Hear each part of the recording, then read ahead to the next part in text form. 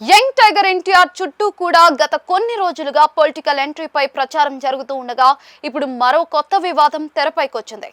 ఎన్టీఆర్ అభిమానుల కోసం సేవా కార్యక్రమాల కోసం పనిచేస్తున్నామని చెప్పుకుంటున్న రా ఎన్టీఆర్ సంస్థ ఒకవైపు ఉంటే ఆ సంస్థతో తమకు ఎలాంటి సంబంధం లేదని ఎన్టీఆర్ టీం ప్రకటించడం మరోవైపు చర్చకు దారితీసింది.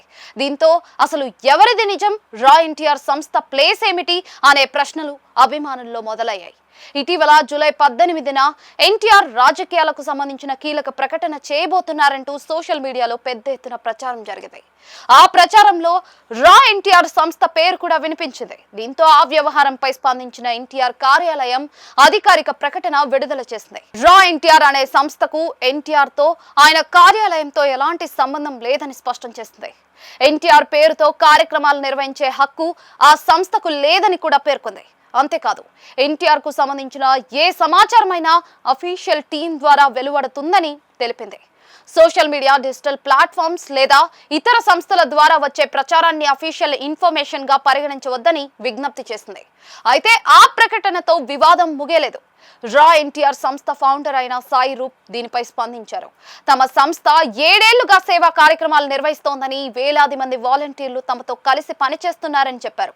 తమ ఉద్దేశం కేవలం సేవ మాత్రమేనని, రాజకీయాలతో ఎలాంటి సంబంధం లేదని స్పష్టం చేశారు.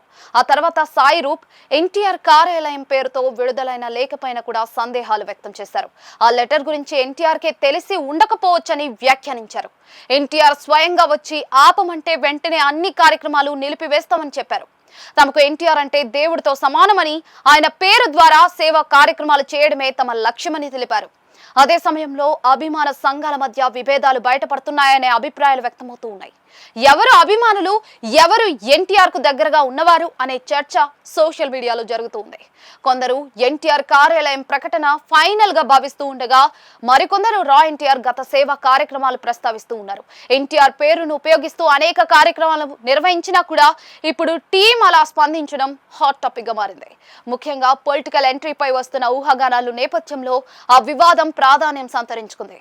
ఏదేమైనా కూడా రా ఎన్టీఆర్ సంస్థ, ఎన్టీఆర్ టీం మధ్య మాటల యుద్ధంగా మొదలైన ఆ వివాదం ఇప్పుడు అభిమాన వర్గాల్లో పెద్ద చర్చకు దారితీసింది. దీంతో ఇప్పుడు అందరి చూపు ఎన్టీఆర్ పైనే ఉంది. ఆయన నేరుగా స్పందిస్తారా, లేక అధికారిక ప్రకటనతో ముగింపు పడుతుందా అనేది ఆసక్తికరంగా మారింది.